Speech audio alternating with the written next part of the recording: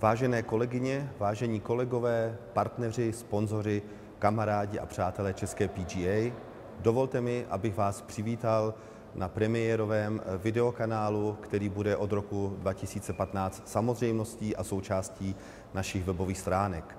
A dovolte mi, abych vám sdělil, nebo abych vám připomněl, že česká PGA slaví letos 25 let své existence.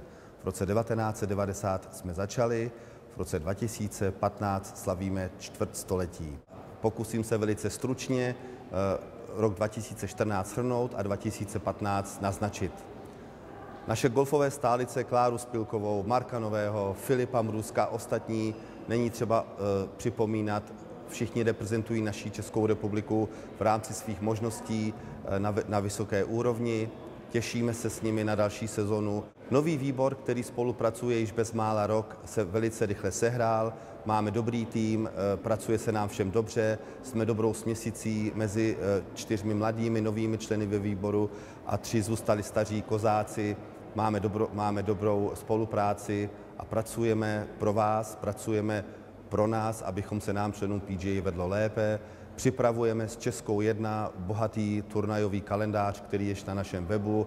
Já si myslím, že Česká 1 pro nás dělá ohromný kus práce a na vás, na všechny kolegy apeluji a žádám vás o to, podpořte tuto sérii, zúčastněte se těch turnajů a pomozme České 1 spolu vytvářet naše dobré jméno. Vzdělávání funguje také dobře, noví členové výboru, především Tomáš Kryc a Honza Mergl, spolupracují s ředitelem vzdělávání a připravují několik změn, které vám sdělíme na naší valné hromadě.